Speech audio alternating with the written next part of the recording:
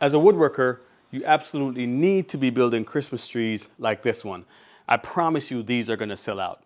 It looks complicated to build, but it's really not. It's, in fact, super easy. So let me show you how to build these ones, as well as some bonus trees that I'm gonna throw in there. One didn't go according to plan, but more on that later. All right, so first we're gonna use this 1x3x8 to build us our oversized Christmas tree. You know, a lot of these things are getting built, they're kind of small, so I'm trying to go a little bit bigger. So here it goes.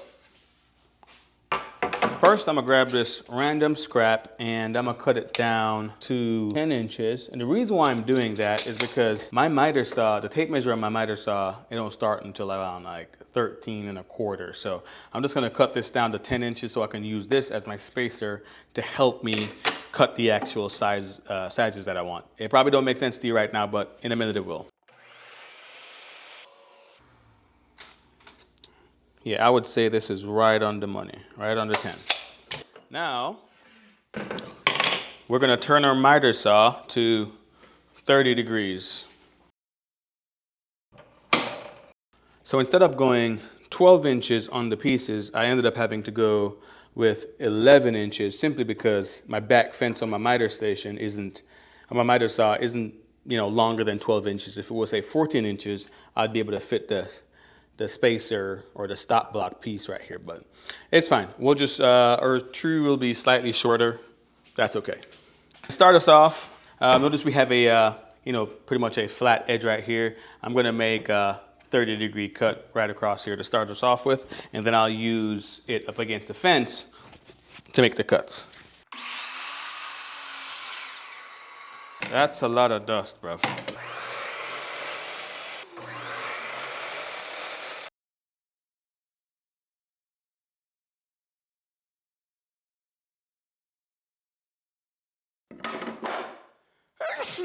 Oh, shit. All right, so now that we got all our pieces cut, let's go ahead and see what it's gonna look like. Wait, no. Wait, what? Oh, yeah, something like that.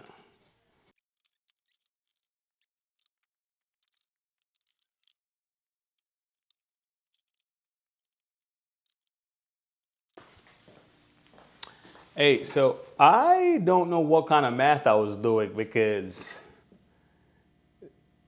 wait, that's supposed to be 24. Oh, it is 24. I don't know what kind of math I was doing. So my base should actually be around 33.5, but I'm not gonna take this measurement and decide on it just yet. I'm gonna get these pieces assembled and then I'll take my measurement and make it work. Mama didn't raise no fool. She may have raised an idiot, but I'm no fool.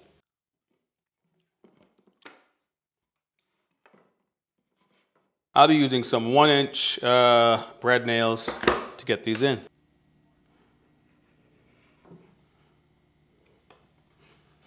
You can't tell me you haven't done that. You know them kids who, you know, when they, you know, are finished with their, or I guess some adults as well, finished with their gum, they just, you know, kind of stuff it under the chair or stuff it under the counter or the table.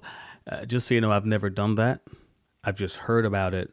So I'm just asking you, why would I do that? I'm not that type of person. I only do it with glue, you know, just to kind of clean my fingers off. I've never put gum underneath a table. That's ridiculous. Yeah. And shame on you if you've done that. Yeah.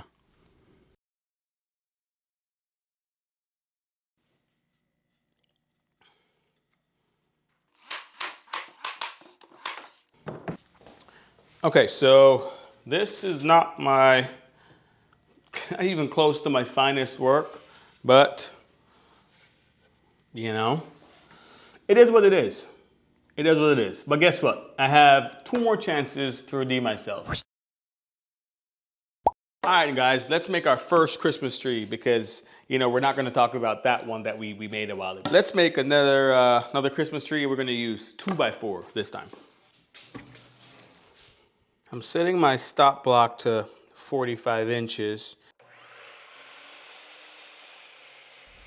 And I'll be keeping the angle at 30 degrees. Later on, I regret that because the Christmas tree just came out looking like a big triangle. And I know Christmas trees are, kind of shaped like a triangle, but it was equal on all three angles. So instead of doing 30, I should have went with like 20-degree cuts up top and then like 35-degree cuts for the base of the tree. And that would make it more narrower instead of being just it's a big old equal triangle. Right here, I'm just using some CA glue just to kind of temporarily hold this together while I mark the angle where I want to cut the base piece. CA glue, if you don't have it, I can, throw it down in the description. It's of course an affiliate link, so you can grab yours, and I get like, I don't know, 2 cents from it. Planing is completely up to you. I'd say it's probably unnecessary for a project that would be placed outside. But like I said, I need to keep justifying the reason why I got this planer in the first place. To fasten these together, I will be using some 1.5-inch brad nails along with glue just to kind of permanently hold it together. And I know I should probably be using glue that's graded for outdoor use, but this is all I have right now. Plus, I don't plan on this being a permanent thing. Like I'll use this every year. I may come up with better ideas and more improved ideas. So I'll probably honestly get rid of this next year. Well, there you have it. Another wooden Christmas tree. Next, I have to build the one that I really want to build. It gets me excited just thinking about it. Yeah. I'm more excited than Mariah at Christmas time. Better watch out, better watch out. Santa Claus is coming to town. All right, I want to give credit where credit is due. I want to give a shout out to the guy over at Cedar River Woodworking. He's the one who I actually got this idea from. I'm sure he got it from somewhere else, or if he came up with that idea, kudos to you. Anyways, this is a 1x10x8, and we'll starting by cutting down some 8-inch pieces. Instead of doing a cross cut or whatever cut that's called, we're going to be doing a beveled cut this time. So I went ahead and changed my bevel to 30 degrees, and I'm going to set a stop block at 8 inches right here. And again, because my tape measure on my miter stops at 14 and change, I'm going to use this. It's it's basically 10 inches. I'm going to be using this as a spacer, and I'll be clamping this down as well. Oh, this clamp sucks. Okay, well, you can come back tomorrow and I'll probably be done by then. Good gosh. Okay. All right, so since it's 10 inches and I want to get 8 inches, I'm just going to stop this right at the 18-inch mark. Alrighty. Now all you got to do is just make your 30-degree beveled cuts, and you're going to need 2 pieces with the same measurement. So once I make this cut right here on all 4 sides, I'm going to make another one on this exact size. And then I'll go 1 inch down, so I'll adjust my stop block, because right now it's set at 8 inches. And once I start to make the other cut, I moved it down to 7 inches.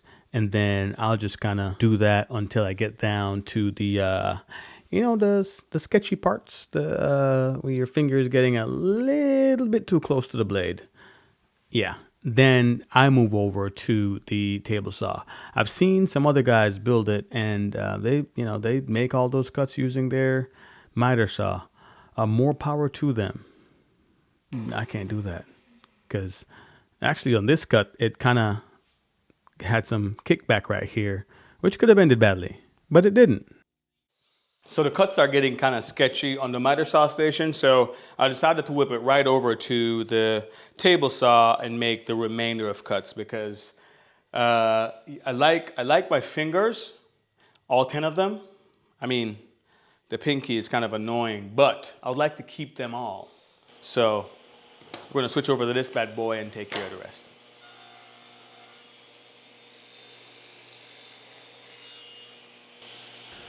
And boy, oh boy, do I need an actual crosscut sled. my fingers watching this back, it's kind of like tripping me out, honestly, because that's way too close. So I'll be making a miter sled soon. So for the top portion of it, for the very top of the Christmas tree, I decided to use my laser engraver to just cut out a star for me. Of course, I could have just, draw it with my hands, but I'm not that good of an artist. So as you can see here, I laser it on there, cut it out with my jigsaw, and use my orbital sander in this way. I can't say I've seen it used this way before. I need a lot of tools. I don't need a lot of tools. I want more tools. Let me just say that. But yeah, now to assemble this, you can see I just use some 2x2s that I have, just kind of glue them together, and this will serve as my base. So you can see I started off with the 8-inch piece that I cut. Then all you got to do is just offset it from each other, like literally just like that. Do that a couple times, and you will be golden.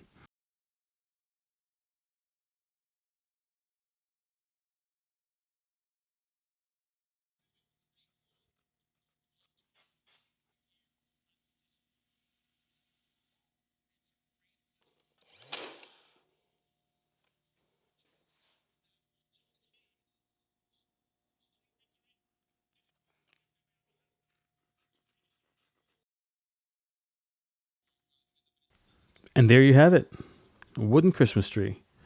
It's literally my favorite one. Let me know what you think in the comment section below.